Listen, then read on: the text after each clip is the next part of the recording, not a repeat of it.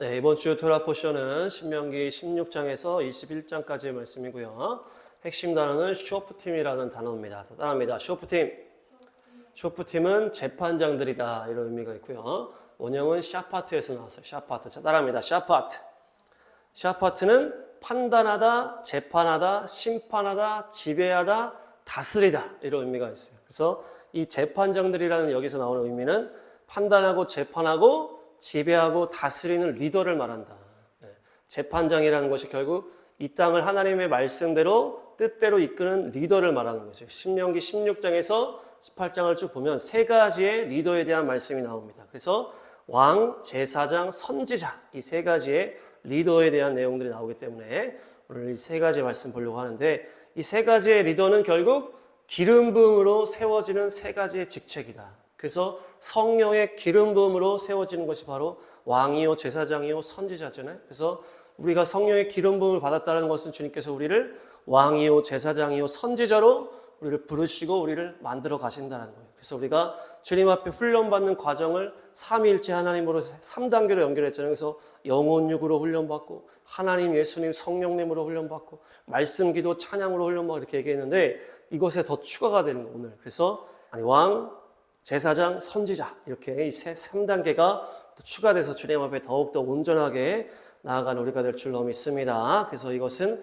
하나님께서 우리를 리더로 만들어가는 과정에 대한 내용이다. 성령님께서 우리를 사로잡아서 우리를 통해서 이 땅에 하나님의 뜻을 이루기 위한 주님의 마음인 줄로 믿습니다. 성령의 기름 부음으로 온전한 왕으로, 온전한 제사장으로, 온전한 선지자로 세워져 가시는 여러분들이 다 되시길 축복합니다. 첫 번째 말씀을 보도록 하겠습니다. 신명기 16장 18절입니다. 신명기 16장 18절 시작. 당신들은 주 당신들의 하나님이 각 지파에게 주시는 모든 성읍에 재판관과 지도자를 두어 백성에게 공정한 재판을 하도록 하십시오. 모든 성읍에 재판관과 지도자를 두어서 모든 백성에게 공정한 재판을 하도록 해라 이렇게 명령하시는 거예요. 그러니까 이 리더들은 뭐예요? 이 모든 땅 위에 하나님의 뜻대로 공정한 재판이 이루어질 수 있도록 다스리라는 거예요. 여기서 공정한이라는 것은 두 가지 단어입니다. 보시면 미시파트와 체데크라는 단어로 나옵니다. 미시파트 따라합니다. 미시파트, 체데크. 그래서 쉽게 말하면 뭐예요? 정의와 공의를 말하는 것이에요. 하나님의 뜻은 정의와 공의다. 정의라는 것은 올바른 것에 대한 보상을 말하는 것이고 공의라는 것은 죄에 대한 심판을 말하는 것입니다. 그래서 우리가 지난주에도 복과 저주에 대한 말씀을 했는데 하나님의 뜻대로 복과 저주가 흘러가는 것이에요.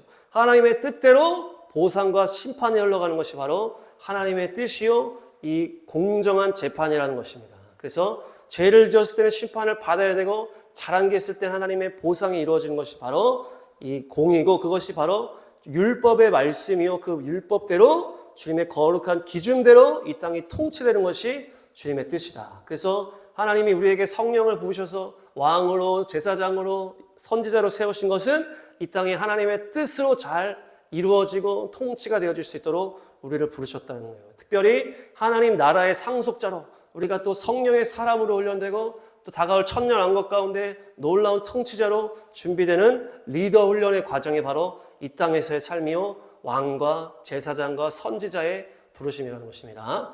왕에 대해서 말씀을 나누겠습니다. 왕은 어떤 존재입니까? 제사장, 선지자와 구분했을 때 제사장은 성소에서 주님을 예배하고 그 죄에 대해서 그걸 없애고 주님을 찬양하고 경배하는 이 레위인들에 나오는 제사장이잖아요. 주님을 찬양하고 경배하는 예배하는 것으로 사명을 감당하는 부분이 제사장이고 선지자는 주님께서 순간순간 주시는 주님의 마음과 뜻을 백성에게 전하면서 하나님의 말씀을 선포하고 전하는 존재다. 그래서 우리가 제사장은 지속적인 주님을 향한 경배와 예배, 또 선지자는 주님의 인도를 받으면서 주님의 뜻을 또 사람에게 백성에게 전하는 하나님의 대사 같은 존재라면 이 두 역할을 뺐을 때 왕의 역할은 뭐예요? 실제적인 우리의 삶의 결정을 말하는 것입니다.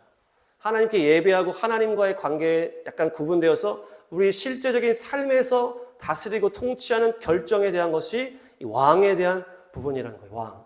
그래서 우리가 왕으로 준비되는 것은 뭐예요? 우리의 실제적인 삶에서 하나님의 뜻대로 어떻게 선택하여 다스릴 것인가가 바로 이 왕에 대한 영역이다. 왕에 대한 영역. 다음 말씀 보겠습니다. 신명기 17장 16, 17. 17장 16, 17 시작.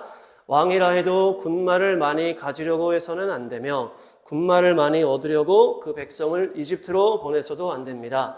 이는 주님께서 다시는 당신들이 그 길로 되돌아가지 못한다고 말씀하셨기 때문입니다. 17절 왕은 또 많은 아내를 둠으로써 그의 마음이 다른 데로 쏠리게 하는 일이 없어야 하며 자기 것으로 은과 금을 너무 많이 모아서도 안 됩니다. 아멘.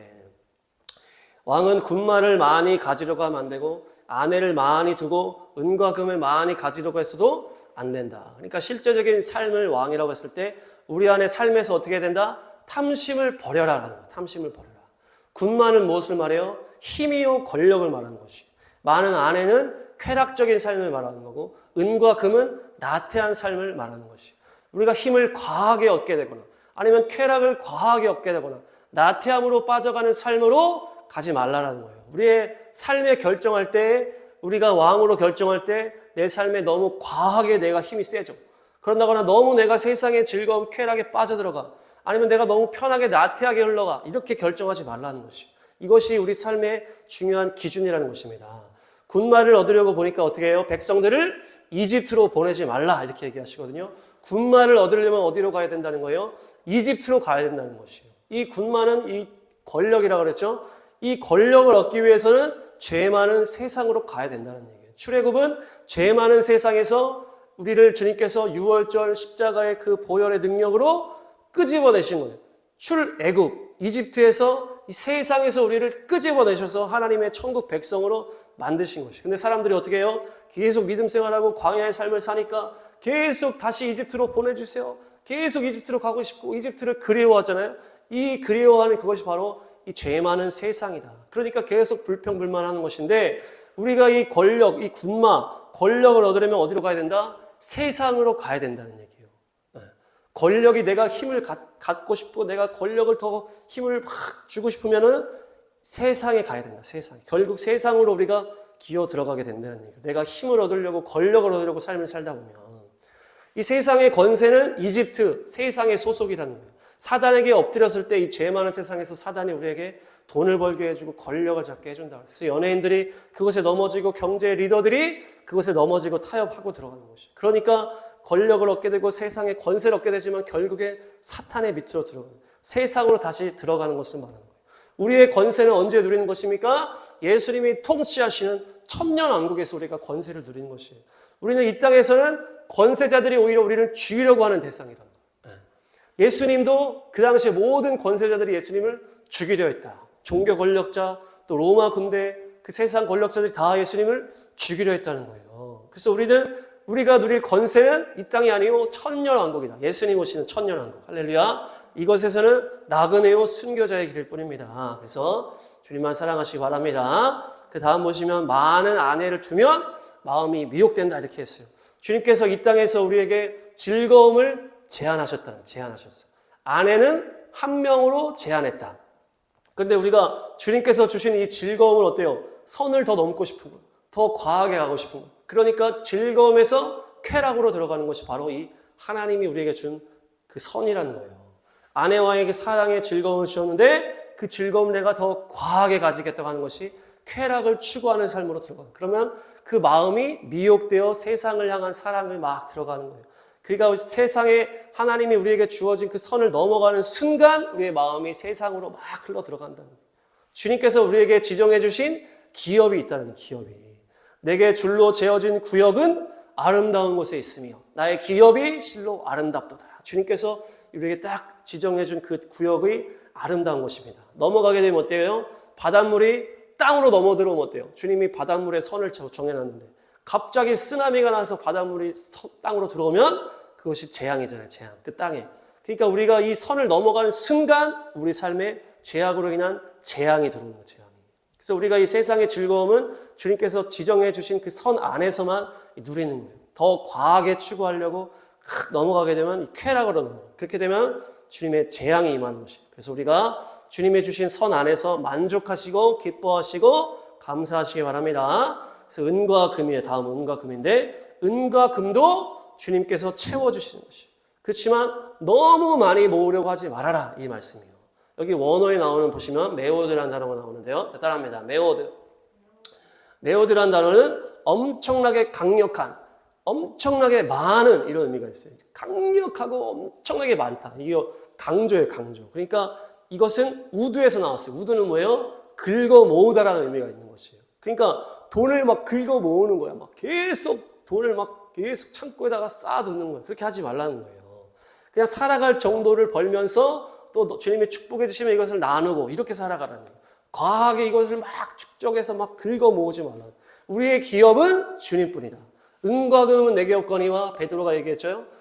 내게 있는 것을 내게 주노니 예수 그리스도의 이름으로 일어나 걸으라 하게 돼. 만약에 베드로가 은과 금이 많이 있었다면 이렇게 표현을 안 했겠죠. 내게 은과 금도 많지만 예수님의 이름도 있으니까 내가 너에게 명령을 그렇게 하지 않았다는 거예요. 그러니까 은과 금이 없었다는 거예요. 베드로도 삶이.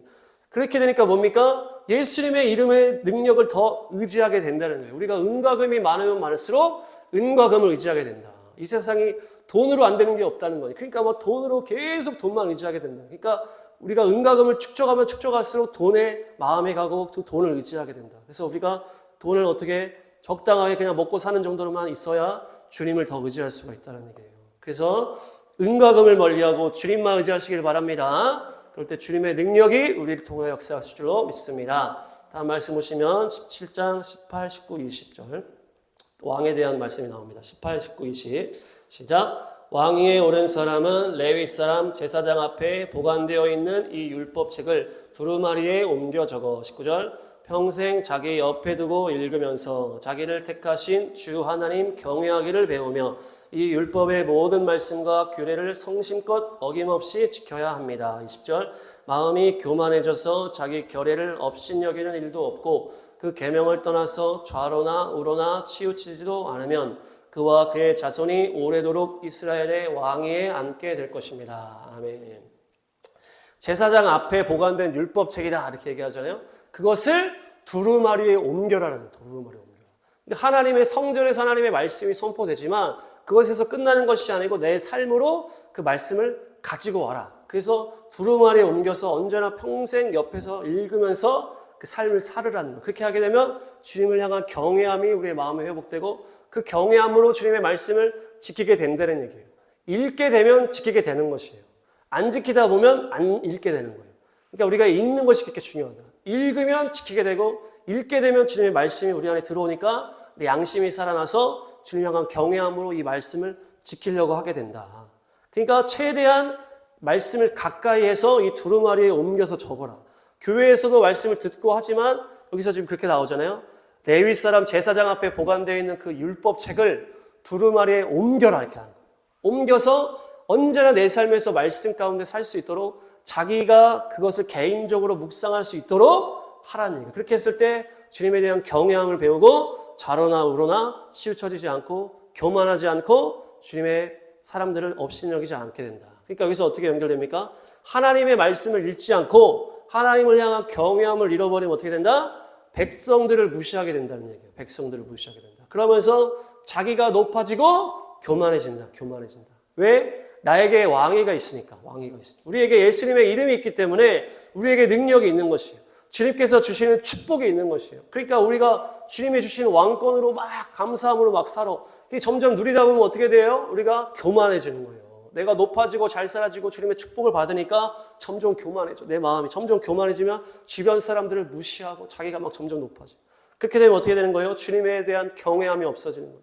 그러니까 말씀에 더 순종하지 않게 되고 결국 백성을 무시하고 모두를 무시하는 교만의 패망의 길로 가게 된다는 얘기예요.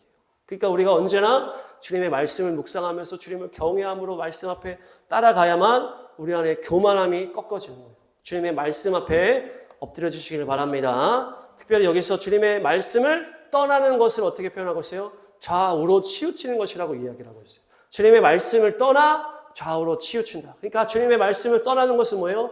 한쪽에 치우치는 것을 말하는 것이에요. 주님의 말씀은 좌우로 치우치지 않는다라는 것이에요. 주님의 말씀은 균형이 있는 말씀이다. 한쪽에 치우치거나 한쪽만 말씀하시지 않는다. 그렇기 때문에 누군가가 내가 치우쳐진 삶을 살고 있다면 그 사람은 하나님의 말씀에서 멀어져 있다는 얘기예요. 세상은 누구나 다 한쪽에 치우친 삶을 살게 돼요.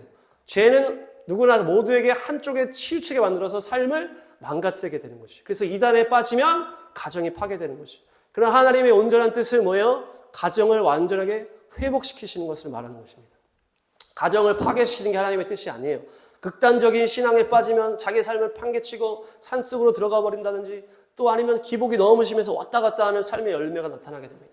이랬다가 저랬다가 좋았다가 나빴다가 초신자 때야 이 기복이 있을 수 있지만 우리가 계속 기복 심한 삶을 살아간다는 것은 잘못된 길로 가고 있다는 얘기예요. 어느 한쪽에 치우쳐져 있다는 얘기예요. 주님께서는 우리의 삶과 우리의 가정과 우리의 일터와 우리의 또한 학교라든지 우리의 관계된 모든 것을 완전하게 세워가시는 분이십니다. 물론 우리가 진통이 있을 수는 있겠죠. 내 믿음의 삶에 대해서 진통이 있고 내가 세상의 삶을 등져야 될 때도 있고 갑작스럽게 이렇게 할 수 있겠지만은 완전히 극단적으로 가지 않는다는 얘기예요. 그것이 하나님께서 우리를 영혼육을 온전하게 이끌어 가신다. 균형 있게 이끌어 가신다는 얘기예요. 좌우로 치우치게 되면 그 사람이 점점 망가지게 되는 것이에요. 그 사람의 삶뿐만 아니라 가정도 망가지고 일터도 망가지게 되는 것입니다. 그러나 주님께서는 놀라운 지혜와 능력, 기적으로 말미암아 하나하나 결국 다 풀어가시는 분이 우리 주님이시다. 그래서 우리를 완전하게 점점 이끌어 가시는 분이 우리 주님이신 줄로 믿습니다.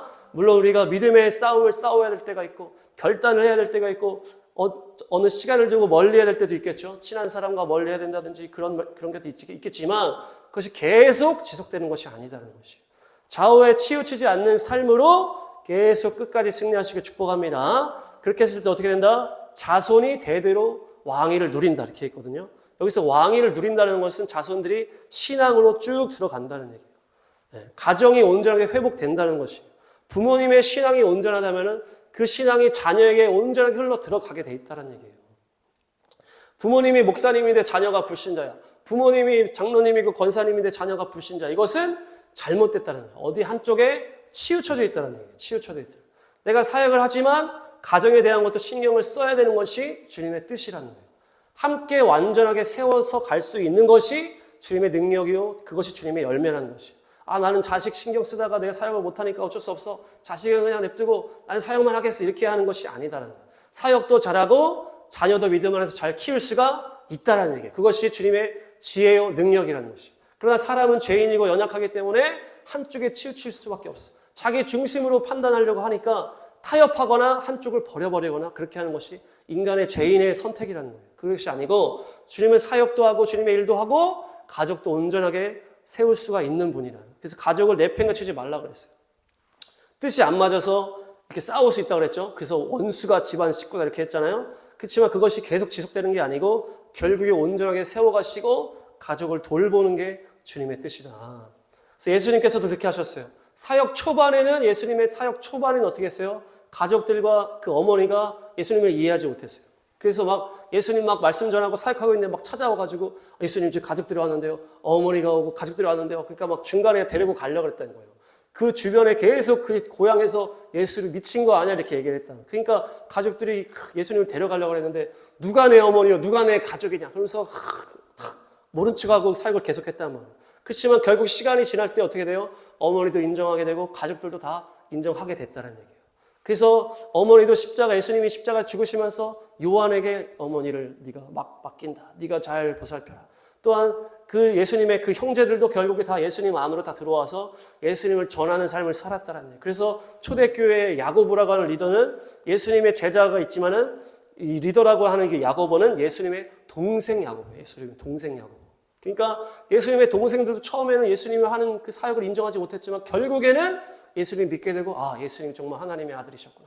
인정하게 되고 주님을 증거하는 삶을 살았고 그 어머니도 마찬가지고 그 어머니도 요한이 돌보았다. 그러니까 예수님이 사역 전에는 어땠습니까? 사역 전에도 계속 또 그 가정을 돌봤다는 얘기예요. 아버지 요셉이 일찍 세상을 떠났기 때문에 그 아버지가 하시던 그 목수의 일을 잘 감당하면서 어머니도 먹이고 동생들도 다 먹이면서 30세까지 성실하게 책임 있게 가정을 돌보셨다는 얘기예요.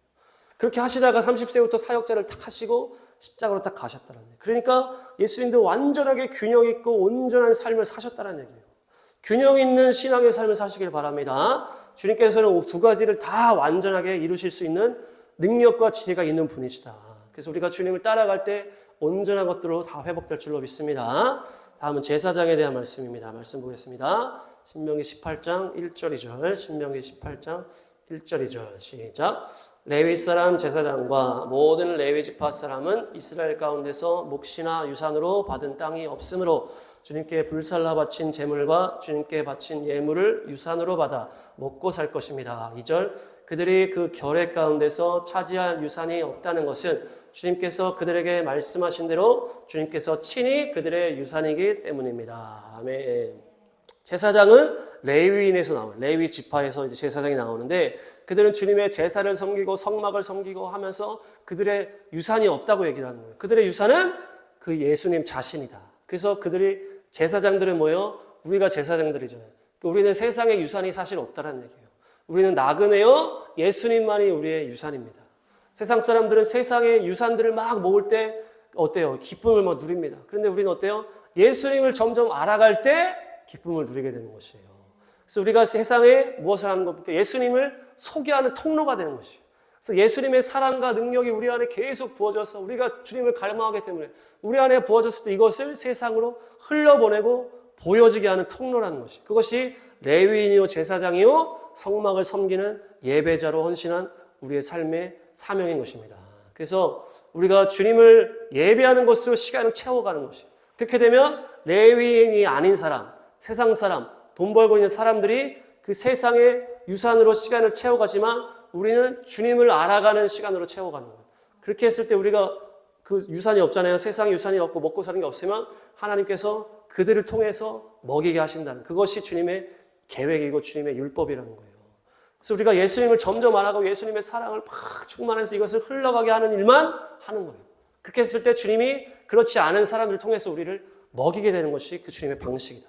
그래서 하나님의 일을 하는 사람들은 온전하게 헌신해서 하는 것이 맞다. 그렇게 했을 때 하나님의 영광이 우리를 통해서 흘러가고 예수님의 사랑이 증거가 되고 이렇게 했을 때 시간을 들이지 않고 완전히 헌신하지 않은 사람이라든지 또 세상에 일을 하는 사람들이 재정으로 또 주님께 제물을 바치면서 이것들을 섬기게 되는 것이 이것이 주님의 원리다. 그래서 이스라엘도 그렇게 했어요. 레위인들이 다 주님의 성막을 섬기는 일에 헌신해서 그 안에서 제사장의 일을 감당하고 성막을 감당할 때 그 외의 지파 사람들이 이들을 책임지고 먹이는 원리다. 그래서 그들이 주님께 제물을 드리는 것을 레위인과 제사장들이 그것으로 먹고 사는 거예요.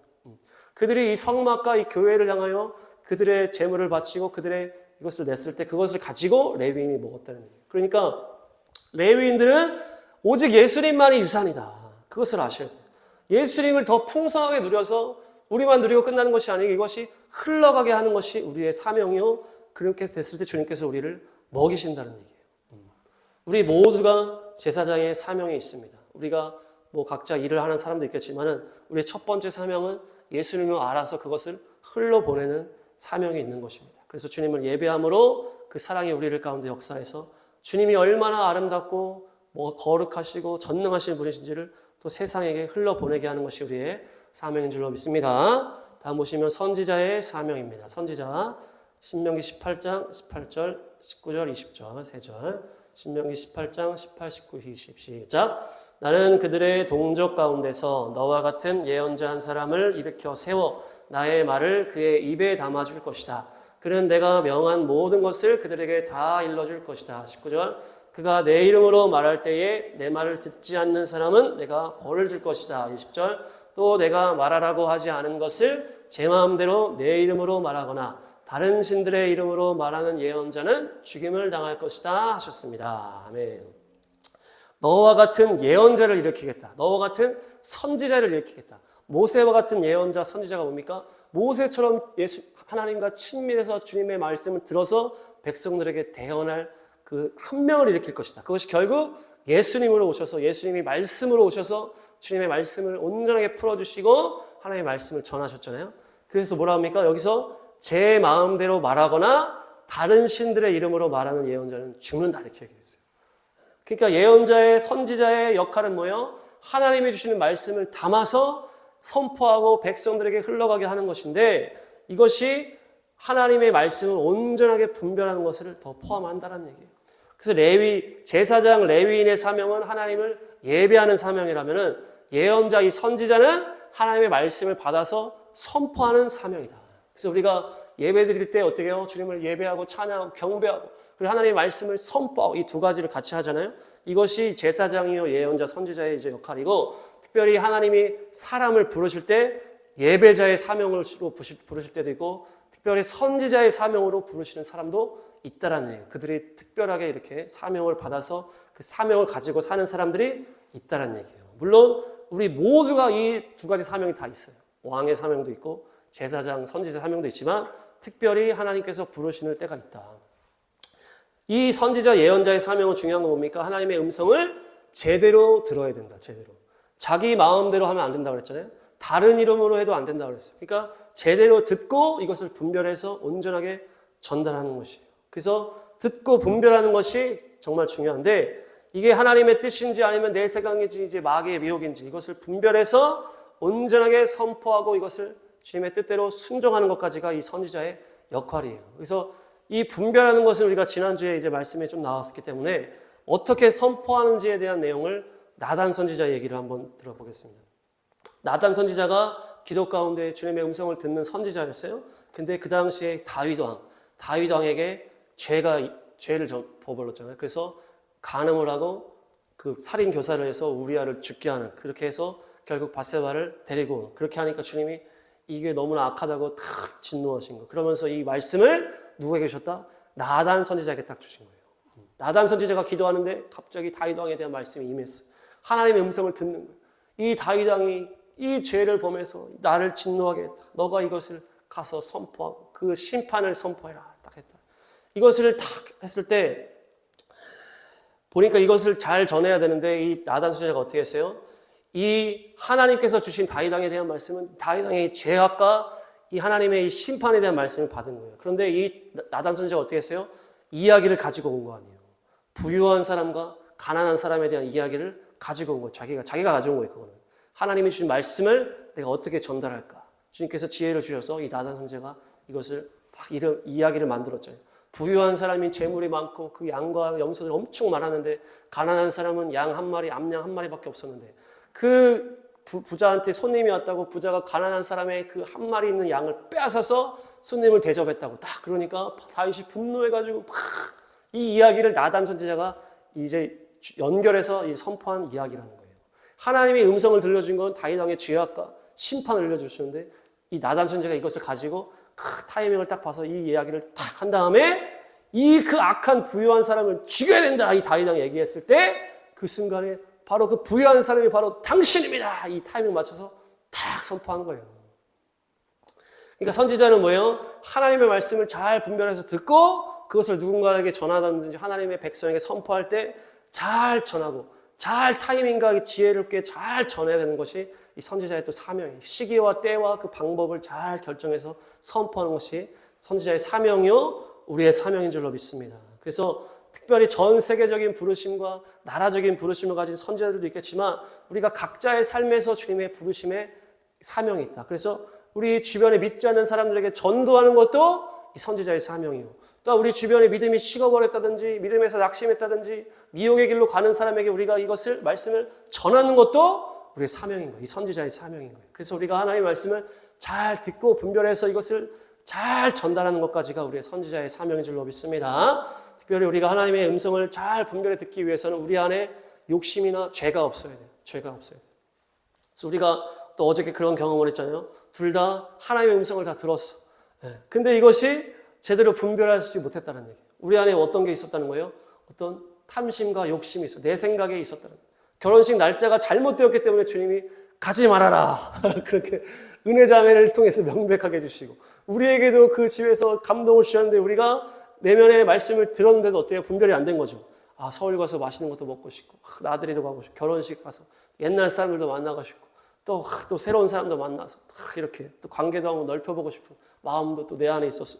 그런 욕심이 있으니까 주님의 음성이 분별이 잘 안 되는 거예요.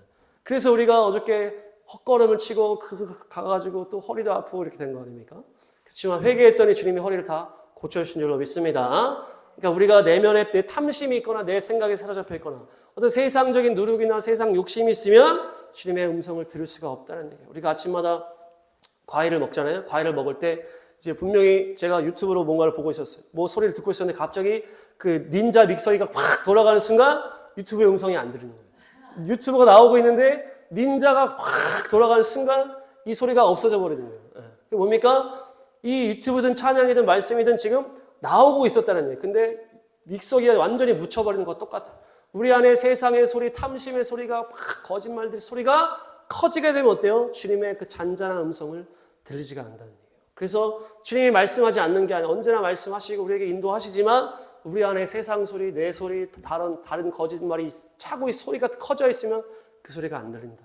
그래서 우리가 주님의 음성을 제대로 분별하기 위해서는 우리 안에 탐심과 세상 소리가 사라져야 될 줄로 믿습니다. 거룩함으로 주의 음성을 잘 듣고 분별하시기를 축복합니다. 그래서 순종까지 열매를 맺는 선지자의 사명을 잘 감당하시기를 축복합니다. 정리하겠습니다. PPT 보시면서 쇼프팀은 제사장들이었어요. 이 제사장, 재판장들은 뭐예요? 주님의 말씀대로 이 땅을 다스릴 리더라는 거예요. 리더. 그래서 그 리더는 성령의 기름 부음으로 임하는 왕, 제사장, 선지자인데 이 왕은 어때요? 구체적인 우리 삶의 선택 가운데, 결정 가운데 이 왕을 말합니다. 그래서 왕은 군마, 아내, 은과 금을 많이 가지면 안 된다. 세상 권세는 이집트 안에 있는 거예요. 세상에 있는 거예요. 그래서 우리가 세상과 타협했을 때 세상의 권세를 얻게 되는 것이죠. 우리의 권세는 천년 왕국에서 누릴 권세, 우리는. 이 땅에서 누리는 권세는 마귀가 주는 권세다. 또한 세상의 즐거움이 우리가 선을 넘어가는 순간 쾌락이 되는 것이죠. 그래서 우리가 선을 넘으면 하나님의 우리에게 선을 그어준 그것을 넘어가는 순간 세상의 미혹들이 막 들어오는 것이죠. 그래서 재앙이 들어오는 쓰나미와 같이. 그래서 우리가 또 돈을, 은과 금을 너무 막 긁어 모아가지고 이것을 막 쌓아두고 이것을 하는 것이 아니고 일용할 양식에 감사하면서 주님의 축복해 주시면 또 나누면서 이렇게 미혹에 넘어가지 않고 탐심에 넘어지지 않는 삶을 살아야 된다. 특별히 왕은 그 율법책을 자기 두루마리에 옮겨서 언제나 개인적으로 말씀을 묵상하면서 계속 말씀을 묵상할 수 있어야 된다. 그래서 개인적으로 묵상할 때 주님에 대한 경외함이 회복되고 그래서 경외하는 삶을 살 때 좌우로 치우치지 않고 또한 개인과 가정을 망가뜨리는 극단적인 신앙이 아니요 정말 온전하게 균형 있게 세워가는 주님의 왕위가 우리를 통해 우리 가정뿐만 아니라 우리 모두에게 흘러가는 은혜가 넘친다. 제사장은 주님을 향한 예배자예요. 그래서 제사장은 세상에 유업이 있는 것이 아니고 예수님 자체가 유업이다. 그래서 우리가 예수님을 더 알고 주님만을 사랑하며 예배하는 것으로만 우리의 삶을 드렸을 때 주님께서 우리를 통하여 이 사랑이 흘러가야 되기 때문에 우리를 먹이시는 것은 주님이 책임져 주시는 것이.